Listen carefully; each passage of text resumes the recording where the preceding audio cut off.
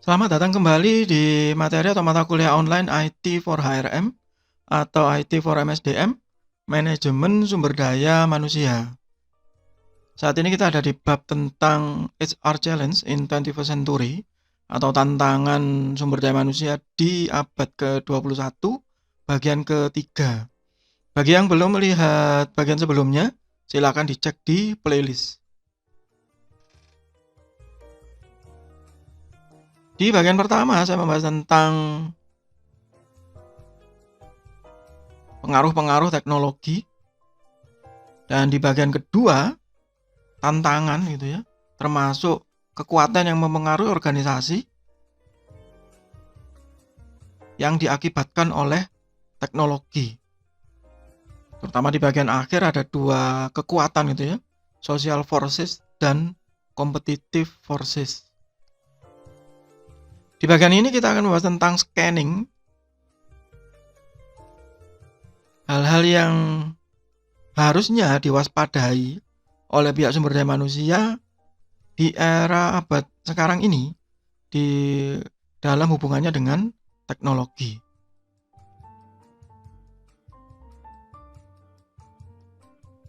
Yang pertama adalah antisipasi tentang perubahan anggaran, khususnya yang berhubungan dengan teknologi. Entah itu pada saat rekrutmen, pada saat training, pada saat penilaian kinerja, begitu. Sampai pada akhirnya nanti di bisnis proses re-engineering. Dan itu nanti akan dibahas satu persatu di bab yang terpisah.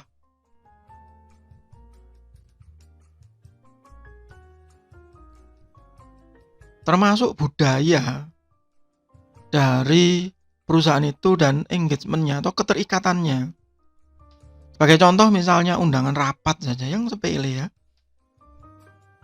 Nah, dulu misalnya ya harus dihubungi satu-satu, ditelepon, atau mungkin kalau di lembaga-lembaga pemerintahan itu ada undangan kertas ya, formal, ada tanda tangannya, ada stempelnya. Kemudian berubah menjadi email. Bahkan kalau di masa-masa pandemi ini mungkin hanya via grup gitu ya, via WA grup. Sudah jadi undangan. Budaya berubah. Birokrasi terpangkas.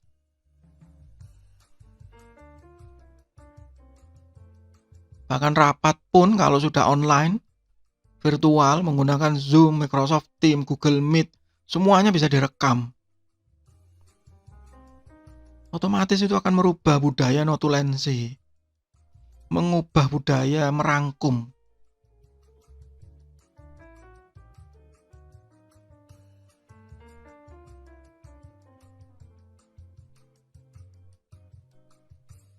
Manajemen practice and leadership style.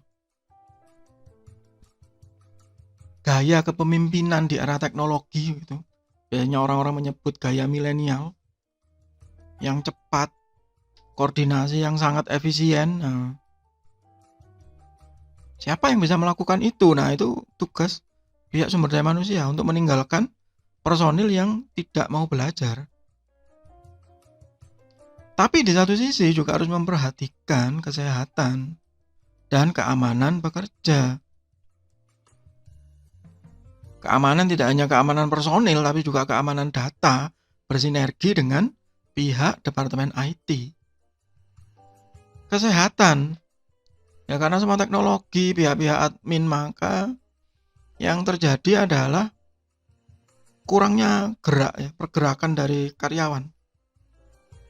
Harus diatasi, iya. BSDM yang harus membuat program-program supaya karyawan tadi tetap bergerak. Zaman-zaman dahulu kala itu ada senam pagi, SKJ gitu ya, senam kesegaran jasmani.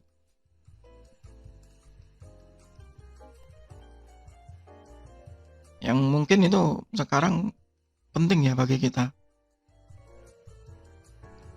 Sedangkan antisipasi dari faktor luar adalah demand and supply of employee in certain occupation. Yang saya sebut di bagian sebelumnya adalah kekurangan skill di bidang-bidang tertentu. Kenapa kok kurang gitu? Karena itu termasuk skill baru.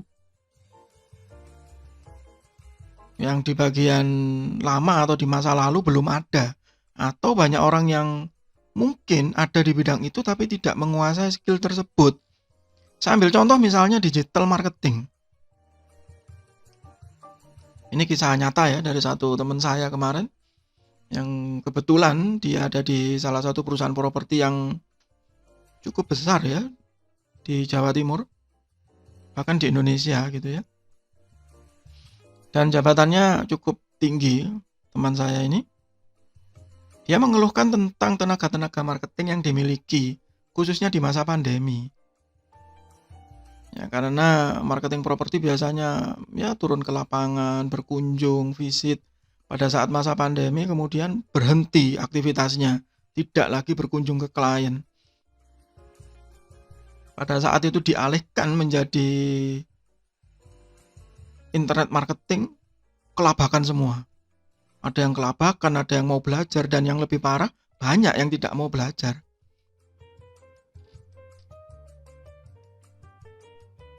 Digital marketing kan gampang, Pak, gitu, tinggal masang iklan. Wah, tidak semudah itu. Itu skill yang sulit sebenarnya ya. Dan itu juga tidak banyak kalau di Indonesia. Sehingga akhirnya demand and supply-nya ya lumayan mengerikan gitu. Akhirnya mereka menjadi mahal. Current and projected economic condition. Ini yang sangat sulit diprediksi. Apalagi di masa seperti sekarang, kadang diproyeksi gitu ya pada saat masa ini ya, pada saat video ini dibuat, ini ada di tahun 2020 gitu ya. Pada saat awal 2019 untuk prediksi pertumbuhan ekonomi di 2020 mungkin masih optimis 5% lah. Sekarang bisa 0% saja sudah bersyukur Indonesia. Dan itu tidak hanya Indonesia, banyak negara juga. Bahkan banyak yang minus. Hal yang sangat dinamis berubah ya, hanya dalam hitungan bulan, bukan tahun, yang otomatis akan mengubah semuanya. Employment practice of competing organization, membandingkan, benchmarking. Karena dengan sangat mudahnya sekarang membandingkan dengan era keterbukaan seperti saat ini. Wah, di sana seperti itu ya lingkungan pekerjaannya. Kita kok nggak bisa ya seperti itu. Nah,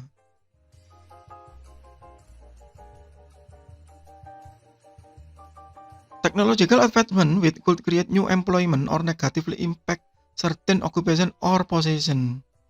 Seperti yang saya bilang di awal, bahwa bagi yang tidak belajar, bagi yang tidak mau belajar, entah itu usia tua ataupun muda ya, secara otomatis akan terkena seleksi alam, tersisih dengan sendirinya, negatively impact. Tapi nantinya juga akan ada hal baru, new employment kayak tadi tuh, yang barusan saya bilang tentang bidang properti tadi. Maka akan membentuk satu lowongan baru, digital marketing, yang pada satu saat mungkin akan menggeser marketing yang konvensional atau mengurangi minimal.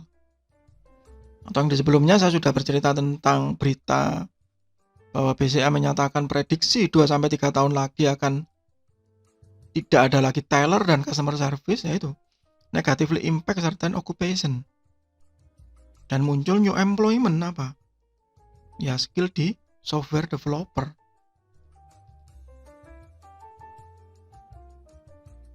Apa efeknya bagi pihak sumber daya manusia ya?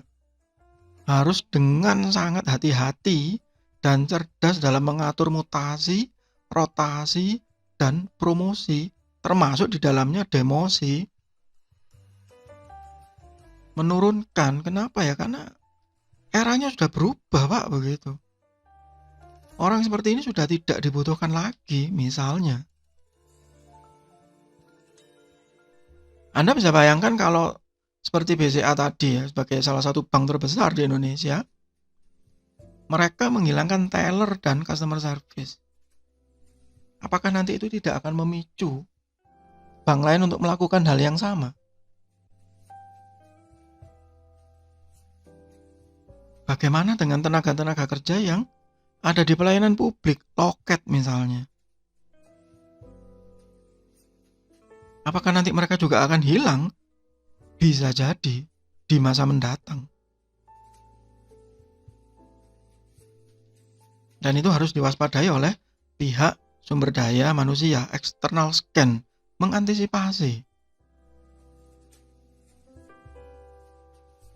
Sehingga akhirnya pihak sumber daya manusia seakan-akan itu memiliki perjalanan.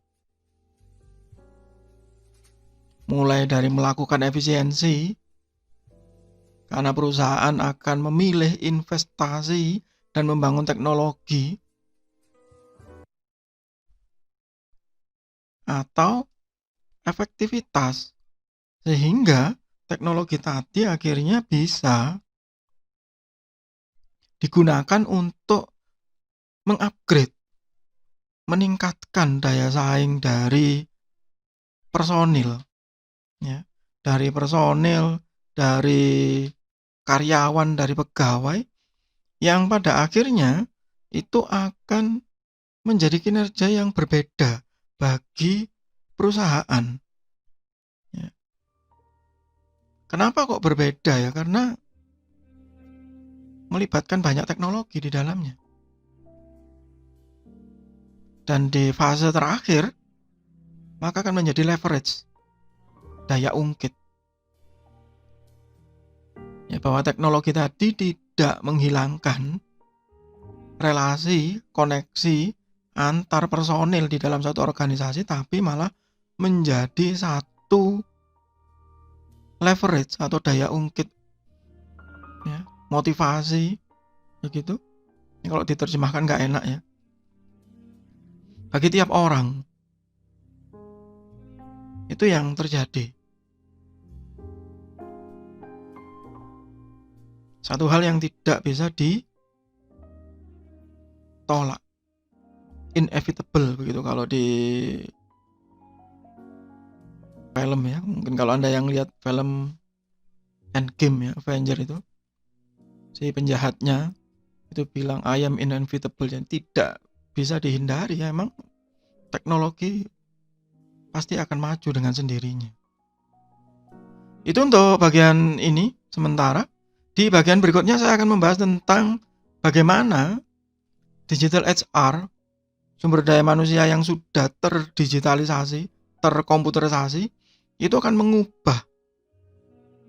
mengubah siklus sumber daya manusia dan juga mengubah cara manajemennya.